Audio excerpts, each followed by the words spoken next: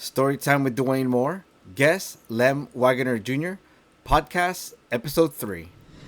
All right, guys, welcome to Storytime with Duane Moore. This is my third episode. I think I said this last time. I don't know if this is an ongoing thing. Maybe it will, maybe it won't. The theme of the podcast is to share and preserve stories. I think a lot of people out there have great stories, whether they're veterans or civilians. And today, my guest just so happens to be a veteran. He's a World War II veteran, and that is also going to be the theme for this episode. So, Lem, can you please tell us about yourself? Yes, my name is Lem Waggoner. I'm 102 years, almost 103. I'm a World War II veteran.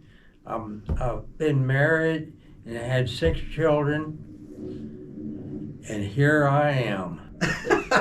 That's awesome. I didn't know about all that. How many kids you had? So we know you're a World War II US Navy veteran.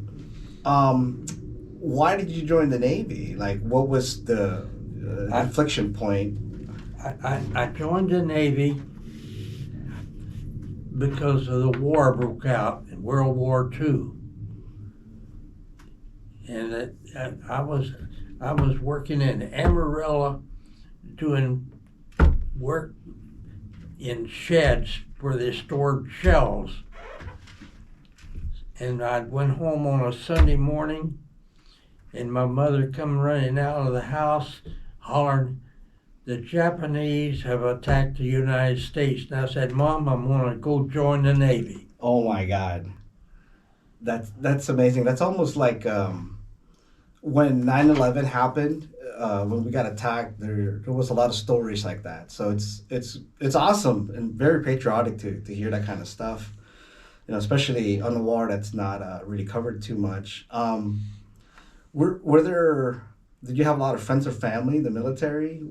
Or were you the first one? After I was in the service, my brother decided to join the Navy, and my father was a World War I veteran, and that's the only people.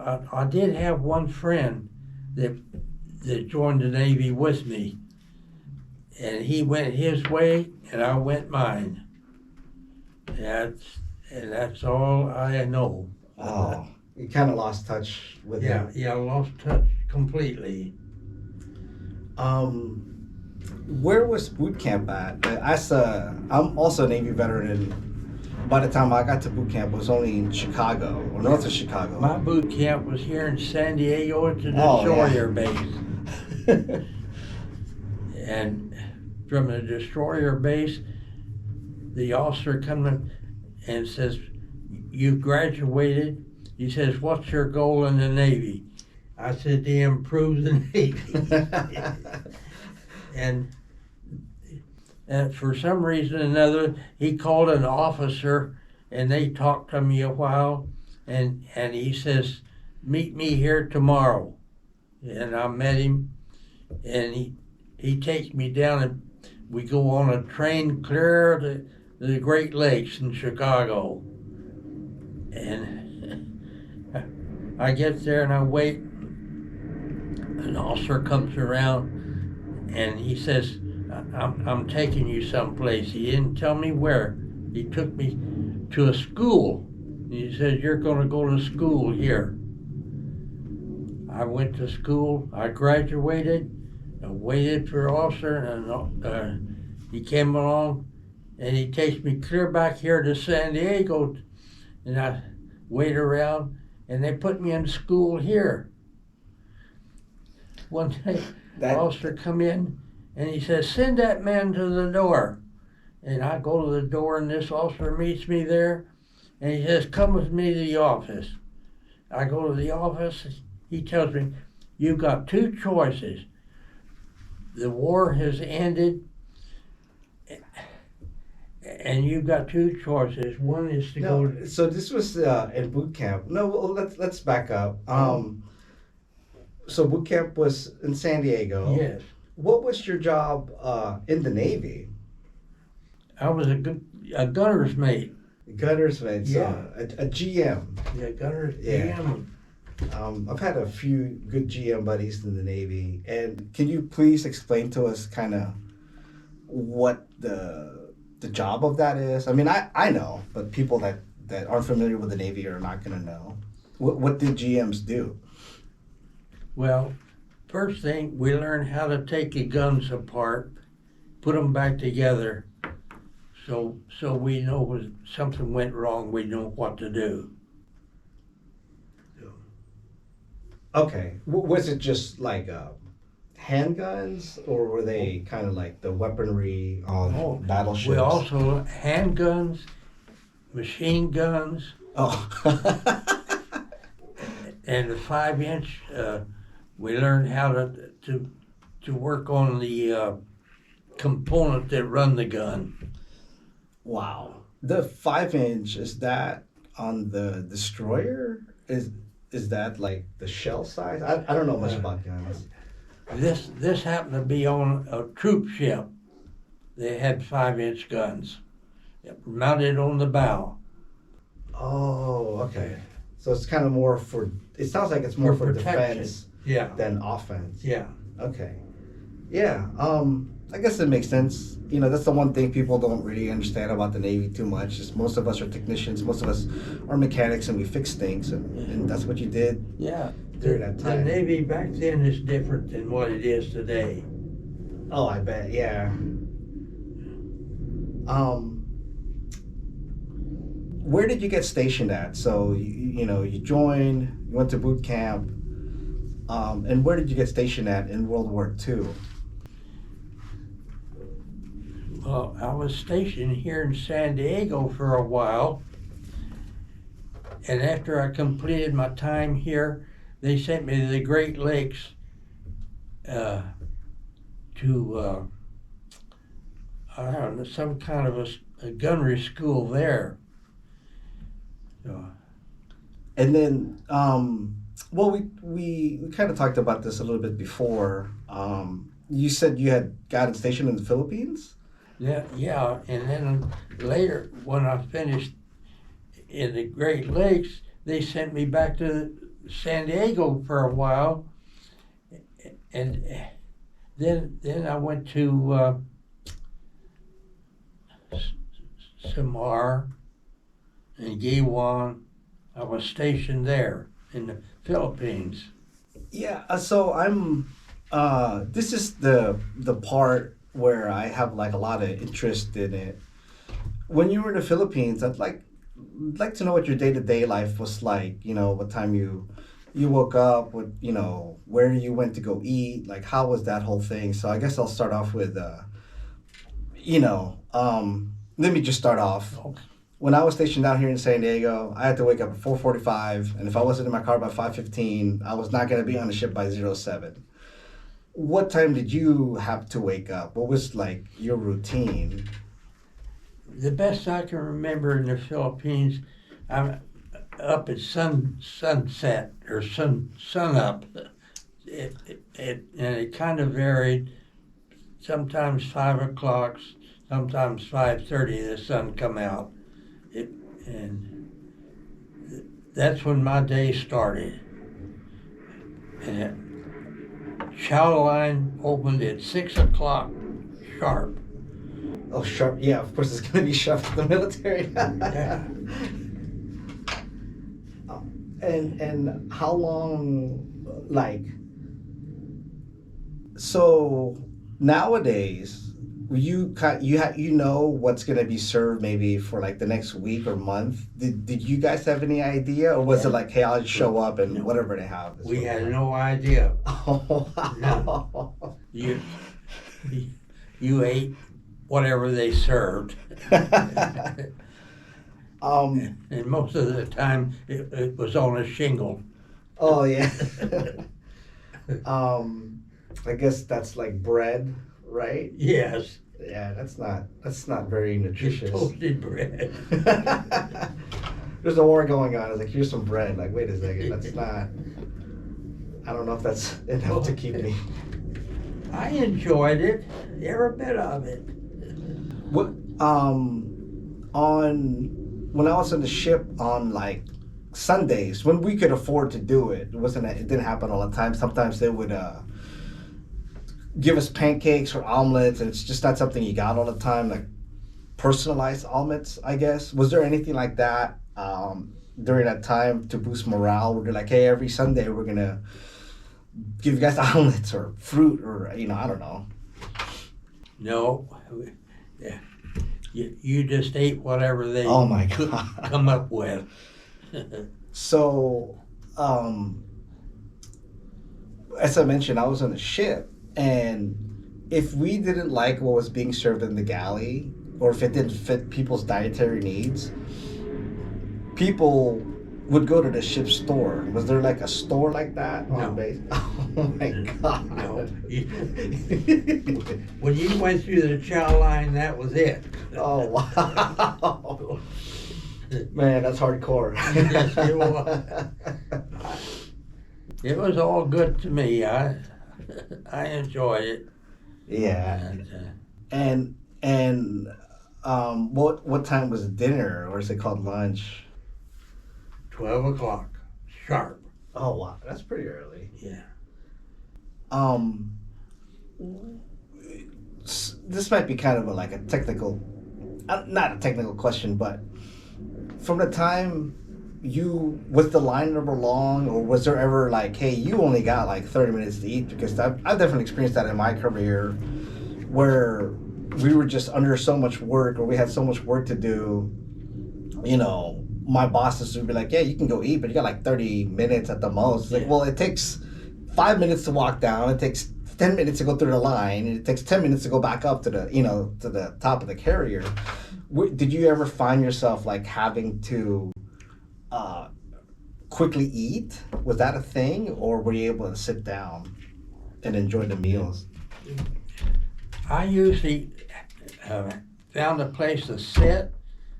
I ate my dinner as quick as I could, got up and left so somebody else could sit down and eat. Oh, yeah. I mean, I don't know how they counted the time, but I watched my watch. And I was always out by 30 minutes at least. Yeah, I guess it's just across the military, probably across every branch. It's just not a lot of places to sit for people. Because I find myself as a veteran now, I'm like just quickly eating. I'm like, I can sit down and enjoy this. So, I see that there are certain times to eat. What about the shifts? Like, when did your shift start in your day?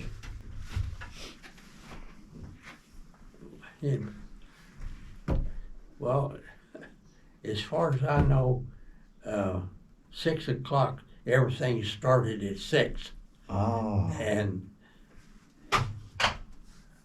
I'm trying to remember the exact time. I put in my time mostly at nighttime. And I served my time at night on the night shift. I believe it was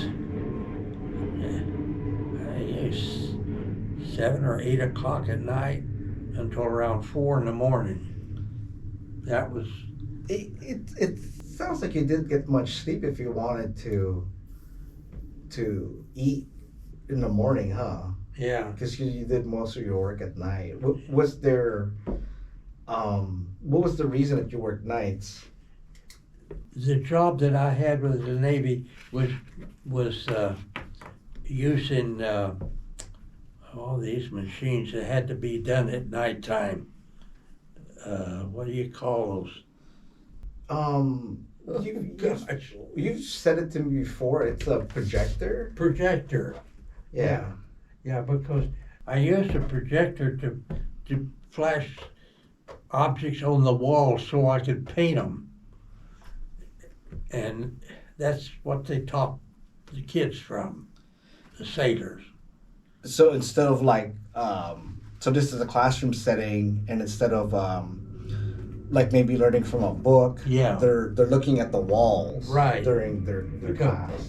the book thing was only about 4 or 5 inches large, and I put that same object on the wall. It was 8, 10 feet, so it was easy for them to see. Yeah, nowadays kids go to school with like expensive Apple laptops. That seems to be the norm. So that was your work. Did you stand watch? Did they have a No. rotating watch? No watch. Wow. Wow. That was a deal they made with me. They made the deal. If I work at night, I had no watches to stand, period. What was your reaction to that? Because I like that. yeah. For those that don't know, standing watch is exactly what it's like. Basically, it's pretty much guard duty. The problem is it's on top of whatever you're doing. So there've been times when I've been in the Navy where I complete my shift 8 to 10 hours, 12, whatever it was, and like you got watch. Watch is about 4 hours. Like damn, like my day is now 16 hours. Yeah. So when you don't have to stand watch, it's I don't know. It's great. It's a great feeling. It's just one less thing you have to worry about. So I can see why you took that deal, and I don't blame you. So that's very interesting, and I'm glad that worked out for you. Now, sailors, and I didn't spend too much time, well, really any time with Army personnel. I spent some time with Marines. And there are a lot of people nowadays that love to work out, love to go to the gym, love to get their protein shakes, and even make stupid gym videos of their workouts. Was that culture a thing then? When you guys woke up, or people were like, "Hey, let's go to the gym"? Were there even any gyms? How did people work out, if at all? Like, did people go for runs? There was no such thing during the war. They didn't have gyms for you to run in or games to play. The only thing they had was a movie setup where you could watch movies, and that was it. When would those movies be shown? It sounds like a Sunday thing. Well, most of them were westerns. I did see one, I forget the name of it now. It's been mentioned lately. I can't remember names anymore. Oh, it's okay. I have a problem remembering names too. So that's interesting. So there was a movie theater on base, is what it sounds like? Well, they had a kind of a room set up where you could watch the movies. You didn't have to watch them. That was up to you. And how many? Was this a weekly thing? And if it was, how many times did you find yourself going? I go maybe once a week. I'd take time off and do it. Most of the time, I was busy doing something for the officers. I kept myself busy. No fooling around or doing this and that. I was all Navy. And that's what it sounds like, right? I mean, I think people have this kind of, maybe not bias, but this misunderstanding about the military, that everyone is like functioning at this high level. Like, no, we got dirtbags in the Navy too. And I'm not saying anything about your buddies or anything like that, but it seems to me that when you were in the Philippines, you just worked hard and kept busy. So you were like in the upper echelon of people that continue to do great work, rather than like, I'm going to go ahead and take time off, or I'll just try to skip out of that. And that happens everywhere. So that's really awesome to hear. So it really seems like your day was already kind of laid out for you days in advance. And if your task ended, another officer would be coming up like, hey, I don't know what your rank at that time, but they'd probably say, Waggoner, can you please come with me and help us out, kind of thing, huh? Yeah. Is that how your day was like then? Yes, the officer always asking me, can you do this and do that? And one day he come and he wanted the emblem on his hat put up on their child hall wall. He asked me, can you do that? I said, sure, I can do that. And boy, when I got through, he had the largest steak I ever saw in my life. Yeah. Like what you were saying, you kind of just had to eat shingles all the time in the galley or the mess decks. How big was the steak? What you can remember? Man, it was about that big. Oh my God. That'd be like what, $150 now? Oh, yeah. Was it like a tomahawk? Do you know what tomahawk steaks are? Yeah. Was it like that? Yeah, it's huge. Oh boy. You still think about the steak, what, 80 years later? That's Yeah. awesome. I can still see that booger. What else came with the steak? I mean, I'm sure it wasn't just the steak, like on a plate. The mashed potatoes mostly. That's about all we ever had, mashed potatoes and gravy. Mashed potatoes and gravy. Yeah. Yeah, my stepdad actually just told me that when times get rough, communities like and societies go to potatoes because it's just so filling and so cheap to do. So I can see how a lot of your diet in World War II in the Philippines was during that time. Sticking with the food, did you guys have any Filipino food? Like No. really? No. Oh man. Just had regular old. Yeah. No, I was just trying to bring the mic a little bit closer. Yeah. No Filipino food. Some people that have it like it. I think most people don't. But that is a shame that you're in this country that has food that some of the food like the lumpia people really enjoy. Wow, that's crazy. Because nowadays we can go down the street and eat Himalayan food or Chinese food or African food, not too far from here. Oh, that sucks.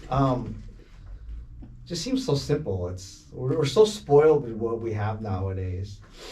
I've been meaning to ask you this question: could you leave base? Could you like go out of town, like on your weekends, or whenever you had some time off, or was that prohibited? There in the Philippines, the base was it. I mean, you could go anywhere on this island where the base was, and it wasn't like going to town or anything. So it seems like where you were at, it probably wasn't like a typical base with like walls. They're just kind of saying this is where we are. Yeah. Oh, that's interesting. And this is Samar. Samar. I'm not really familiar with that area. So you couldn't leave base, but you said, I mean, you kind of could, but it wasn't like going to town. So did you talk to any locals? Did you even see them? No. Really? The base was it. Wow. There's nothing there but the base. Wow. Yeah. Wow. It seems like an uninhabited island. Yes. Holy crap. It was all Navy. When I was there, my job was to build a classroom to teach sailors that come in off of the ships, the gunnery. And I had a partner that served with me.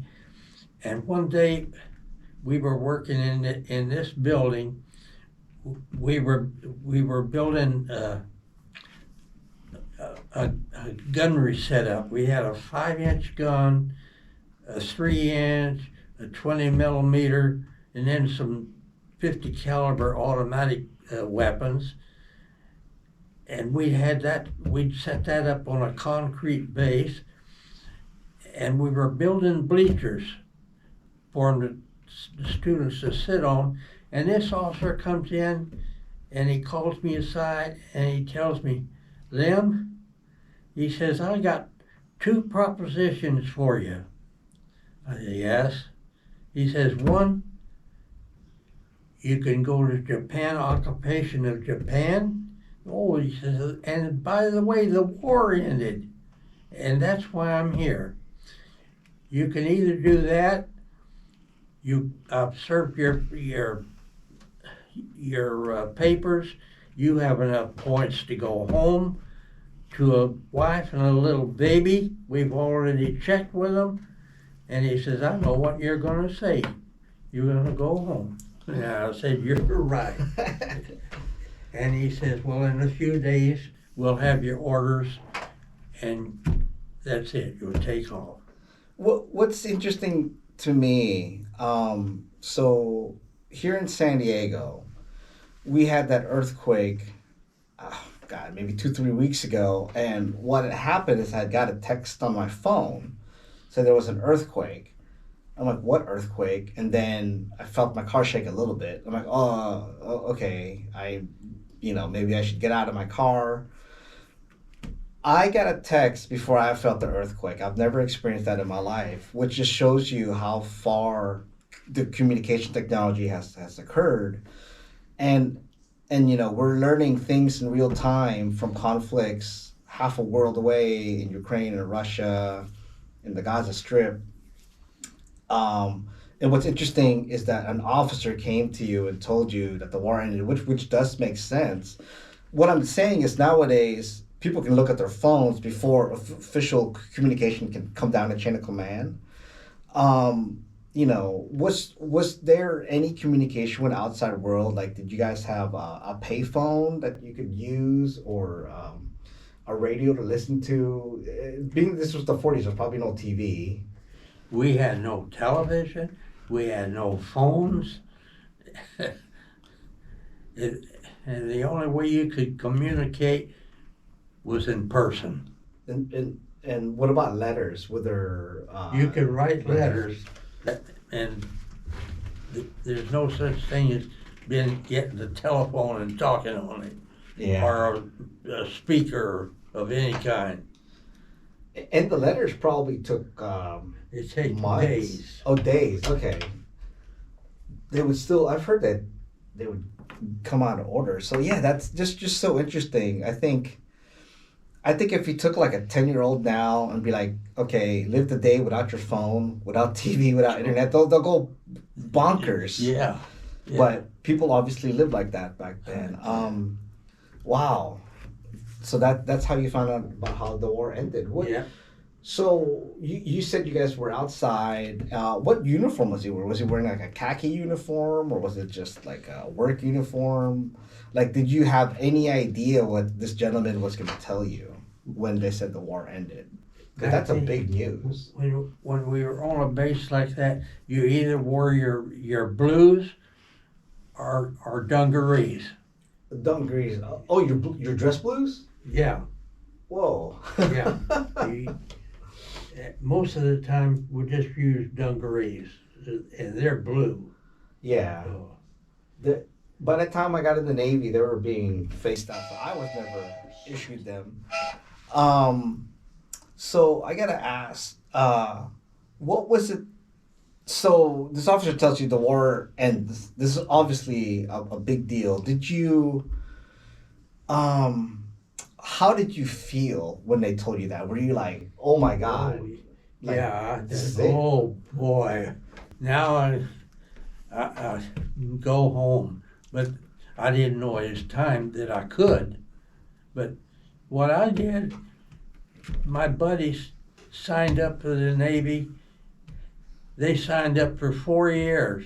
I signed up for the duration. They thought I was crazy. That is crazy. And But I got out before them. wow.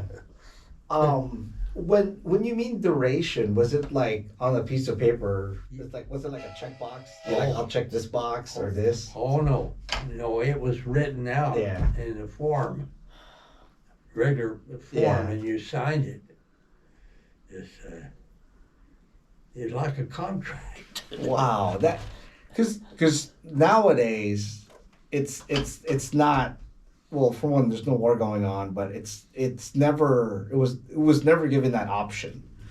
People are not given an option for the duration of the war, so that's awesome. You know, thank you so much for being such a badass, because I don't think a lot of people would do that, and it's funny that it ended up working in your favor anyway. So I'm sure you like you said, you felt good when this happened. At that point, how did you leave the Philippines? What was the officer like, hey, the war's ended, I know you want to go, and if you do, the ship's right here? Was that told in that conversation, or was it later on kind of thing? The officer told me, he says, you'll be leaving by ship, and we're waiting for one to dock. It took a few days, and one day he says, you're ready to go. So I'm on the ship, and my buddy that was with me, poor guy, they put him on an LST to come all the way back to the United States. I'm not familiar with what that is. Is that a smaller ship? It's just a small ship, like a cargo. I don't know what I didn't like the looks of it. I know that. I never saw the man again. Oh, that's and that kind of thing just kind of doesn't occur nowadays, right? Because you can meet people, and I do this quite a bit now, where I just get people's Instagram if I'm interested in being connected with them, not necessarily in a friendship manner, but maybe for work in the future, or if I'm just interested in what they do. So yeah, it's almost, the word I come with is not romantic. I don't want to say it's romantic, but it's almost kind of one of those like, oh, well, that's kind of it. Like, it's a romanticized view of the past is how I look at it, and that's what I mean. Not that it's romantic in in that kind of way. Yeah. Because nowadays, like, you meet people, you're like, oh, like, well, I'd like to keep, what's your Instagram? And this, you never saw this gentleman again. Wow. And I'm sure you wondered about him. Yeah. That's the thing, right? Like, you wondered about him. I thought about him. Mm-hmm. Yeah. Do you even know what city he was at? From, I mean? Originally, his home was in Milwaukee. And when we were here in San Diego going through school, his wife went to work somewhere here in San Diego. And everywhere he went, she would follow. Mm. And when we were on the ship, that's the last I saw him. Never heard from him again. Not. I know I kind of just went on this thing and it said that you can get people's social media accounts. I want to clarify that. Only if they have one. I when I went into the Navy, it was in the 2000s, so I was just looking at my Navy boot camp book, which has been 25 years. There's two buddies I met there, and neither one of them has a social media account. Or if they do, it's such a common name, I can't find them. So I think I would obviously have a better chance at finding these people as long as they didn't change their name.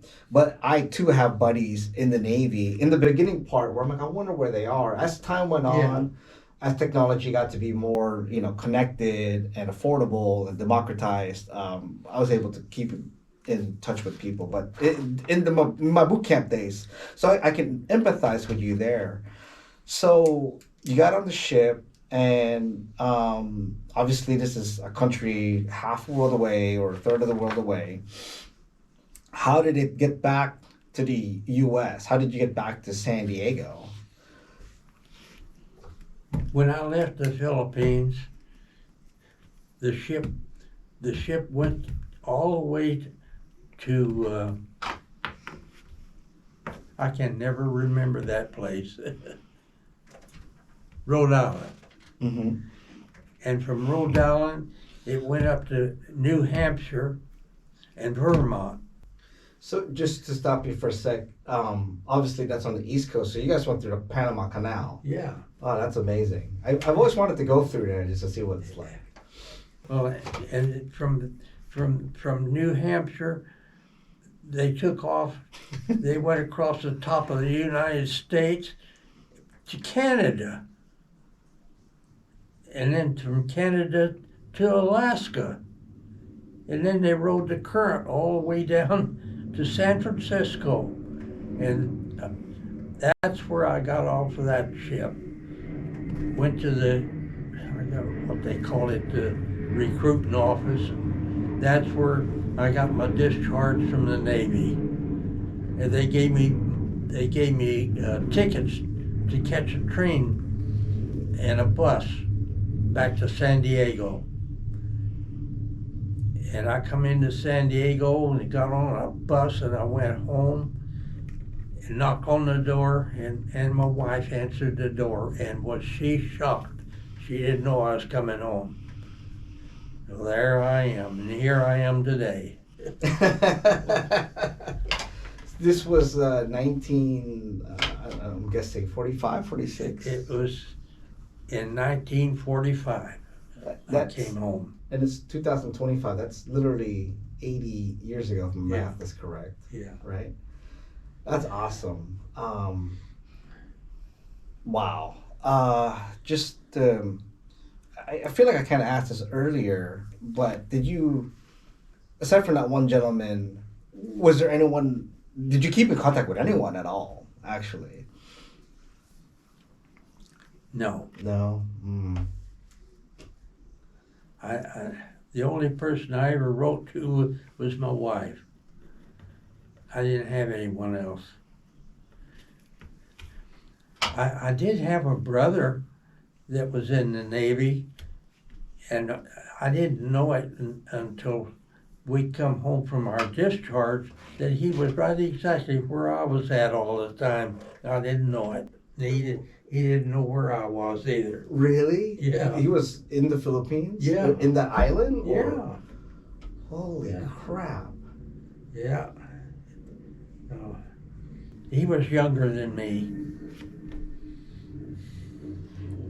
That is mind blowing. Yeah. Yeah, when I joined the Navy and I went through boot camp, I found out later that he was in boot camp just across the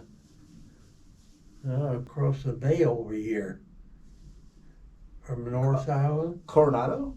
Yeah, over Coronado there someplace. I forgot what they call that to it. Oh my. 80 years. I forget these names. No, it's okay. I stopped talking to people for 2 weeks. I'm like, what's their name? Yeah. Sorry, guys. Now you know. If I have a hard time saying your name sometimes, that's why. My last question to kind of end this amazing interview has been very eye-opening for me. It's kind of a tricky one. If you could pass one piece of advice or wisdom to today's generation, maybe something shaped by your experiences in the war and after, what would it be? I know this is kind of maybe a little general, but today's generation accounts me as well, but maybe pretend you're talking to somebody that's just coming to be in their early 20s. What would you say to them, Well, in my days, you always wanted to meet new people, and you were friends. You talk to each other, you get along, and you think about all these things, and you just try to be a happy person and help each other. And when somebody needs something, you try to help them. and that was it. I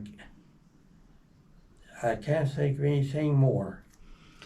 Oh. It sounds like what you're saying is for people to make like good, genuine connections, but Yeah. also just to be good to each other. Which, Good friends, yeah, and you help each other. yeah. And I think as someone that's been on this planet for 102, almost 103 years old, if you're saying that, then that's really important stuff. Well, that's the last of my questions. I just want to say before I close it out, thank you for being such a badass. Thank you for coming on my third podcast.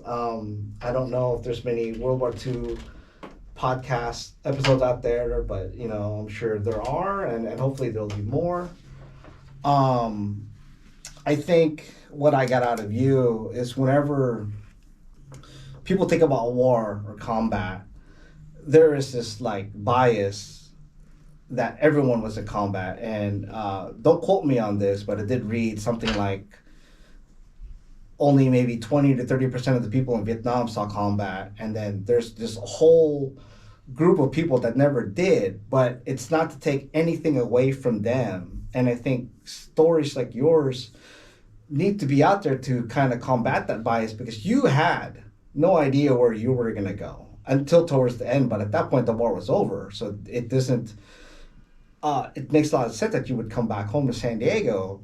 But if they would have put you anywhere else, your work ethic would have showed there as well. And that's, while you don't have like these crazy combat stories, the whole thing is there are a lot of people that didn't see combat.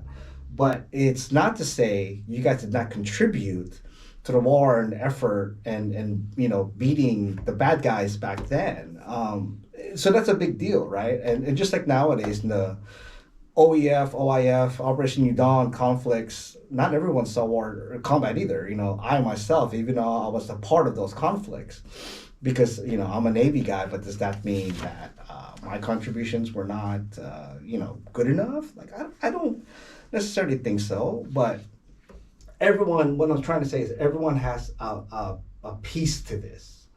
Even those people that may not be just doing a little bit of work, they have a piece of it as well.